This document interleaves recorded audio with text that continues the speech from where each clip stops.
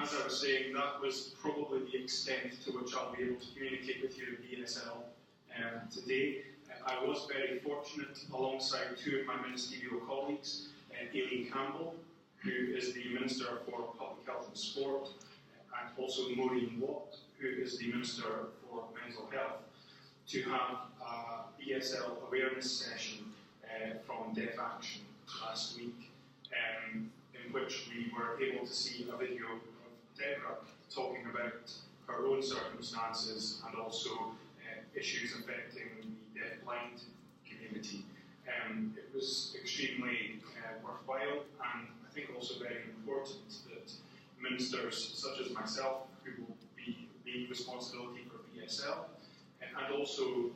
Aileen and Maureen, who will have responsibility through the healthcare system for many of the issues which are relevant to the deaf and deaf-blind community,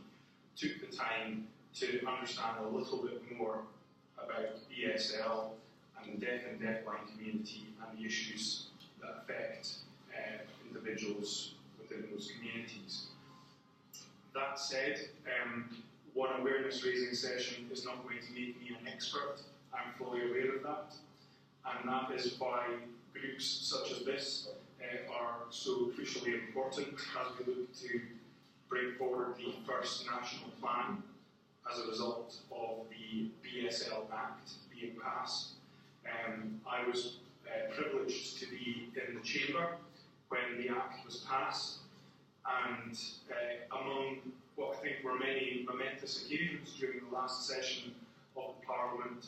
I have to say the reaction that greeted the passing of that legislation, I think, was up there with the reaction that greeted the passing of the Equal Marriage Bill in terms of the outpouring of emotion and gratitude from members of the community who attended, and also the relations across the parties in making sure that the legislation was as good as we could make it in the chamber. So,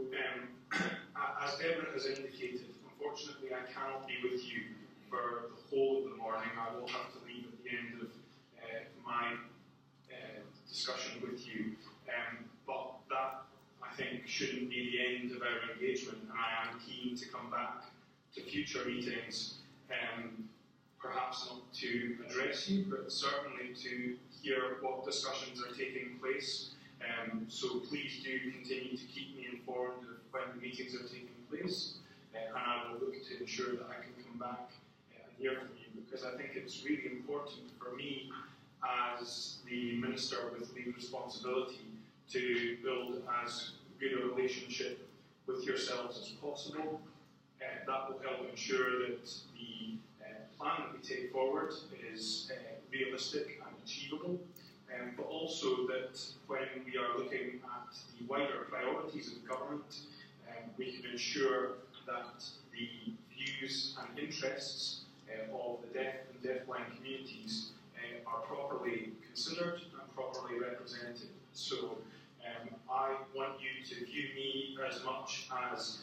your representative in government as possible, and do feel free either to contact me directly or to communicate to me through my officials any concerns or issues you might have. I can't promise that we'll always be able to come to an agreement, but I can promise that you will always find me willing to listen to what you have to say and to take on board your points of view and to make representations to other members within government should that be appropriate. So I think you've probably heard enough from me, so now is an opportunity for you to ask me any questions that you might have in regards to my role, and so I shall now hand the floor back over to you.